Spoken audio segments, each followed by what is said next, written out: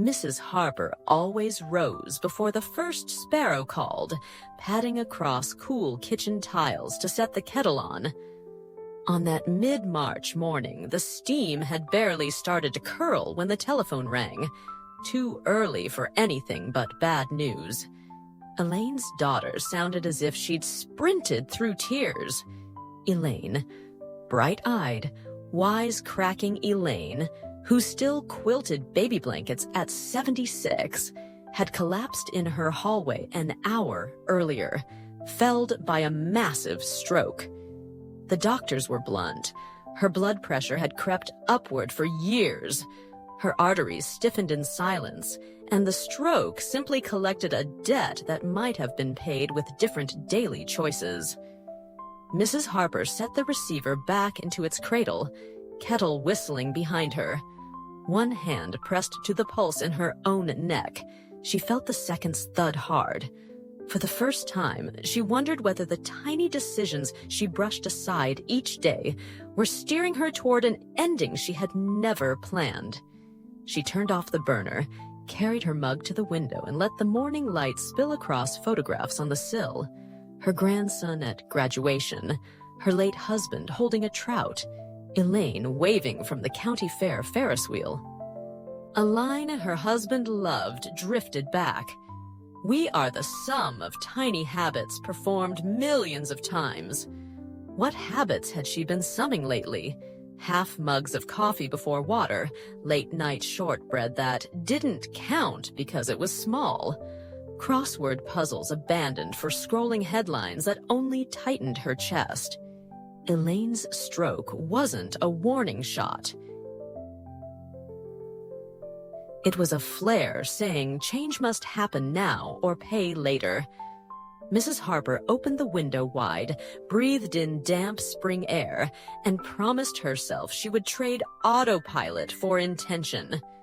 The promise felt fragile, but it was all she needed to start. She spent the morning digging through a stack of clippings she'd saved over the years, a Harvard Health letter on walking, an article from the National Institute on Aging about vegetables and brain health, the church newsletter page on volunteering. 5 ideas kept resurfacing like bright pebbles in a stream. Researchers called them low-tech longevity multipliers. 5 behaviors that, when practiced together, stretched both lifespan and health span by roughly a decade. Fewer than 1 in 12 older adults actually practiced all 5. Mrs. Harper decided she would join that small, quiet league. She slipped on walking shoes still stained with last autumn's leaves, set the oven timer for 10 minutes, and eased down the driveway. Her knees, sleepy and suspicious, groaned with each step. At first, the neighborhood felt longer than she remembered. Then a robin hopped across the sidewalk, paused as if to cheer her on, and the timer dinged. She pivoted home, amazed that 20 minutes were already behind her. That small victory seeded a ritual. Every morning after breakfast, she would walk a purposeful path.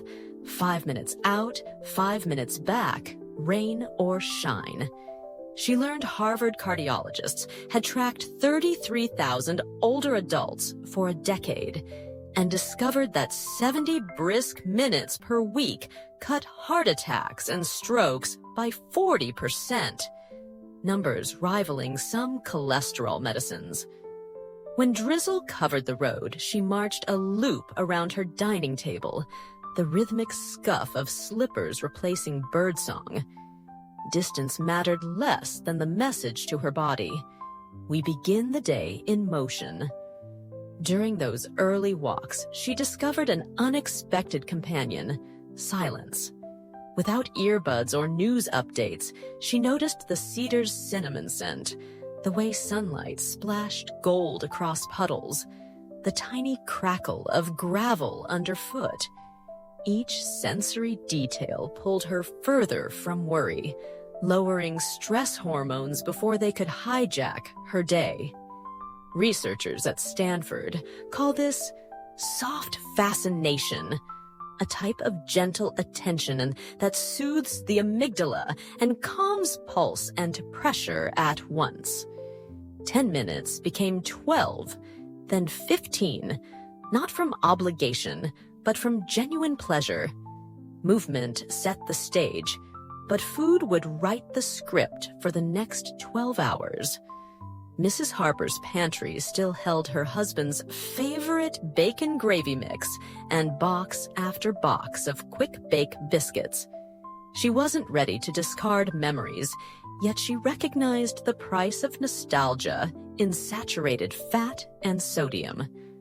That afternoon, a young dietitian she found online explained the simplest rule Mrs. Harper had ever heard.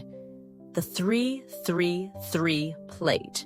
3 colors of whole plants, 3 ounces of protein, and no more than 3 bites of indulgence.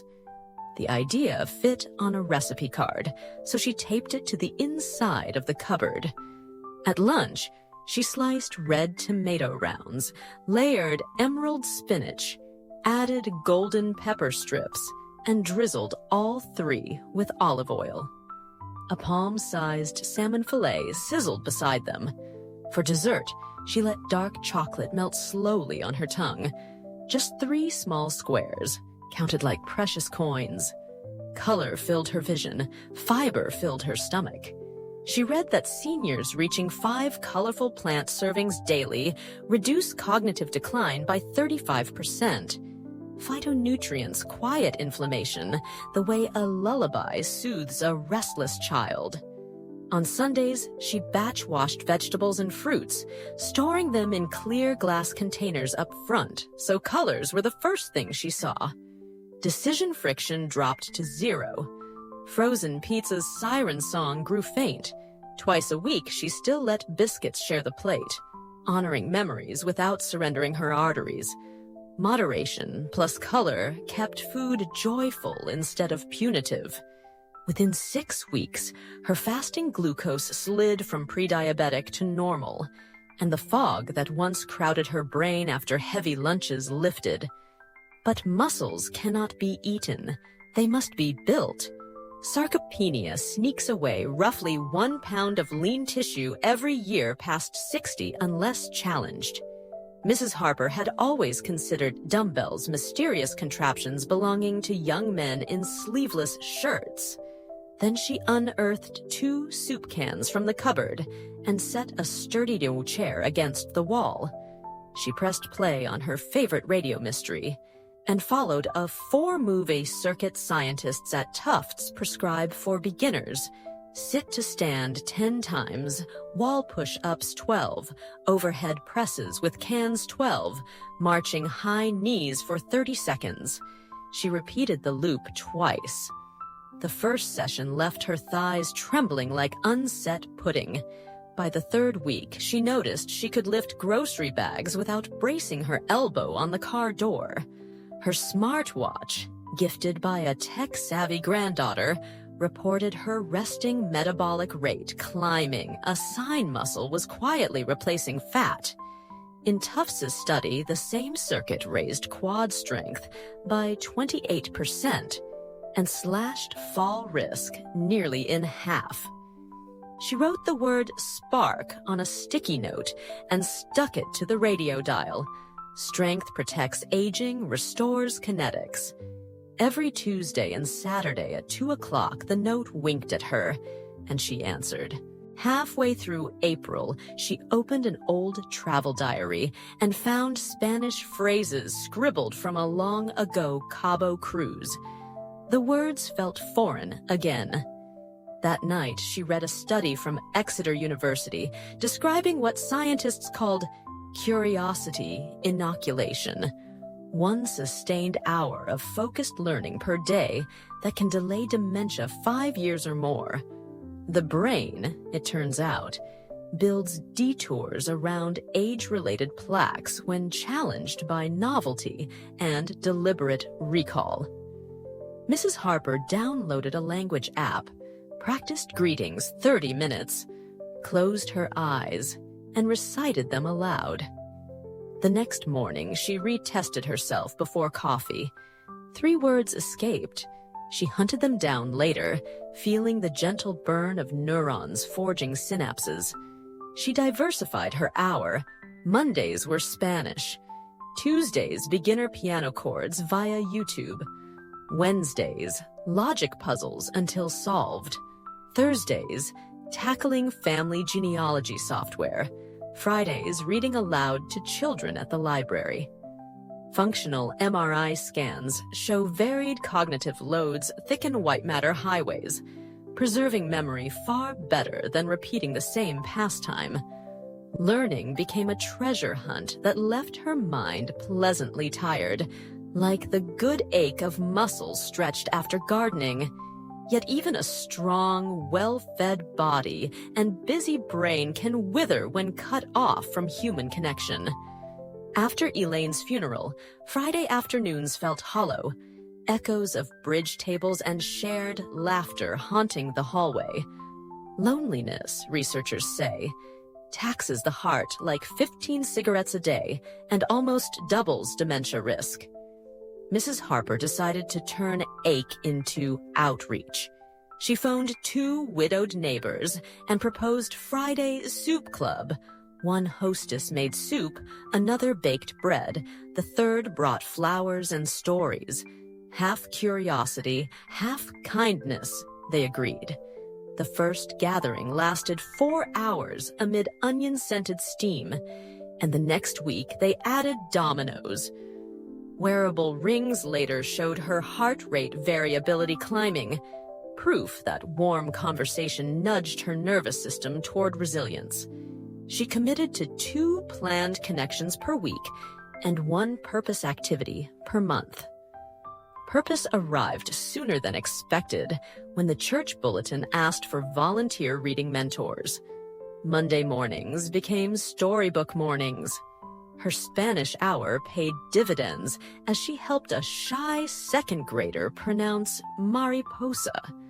Small hands waving in triumph felt better than any vitamin. 6 months slid by. Elaine's birthday arrived, a tender ache.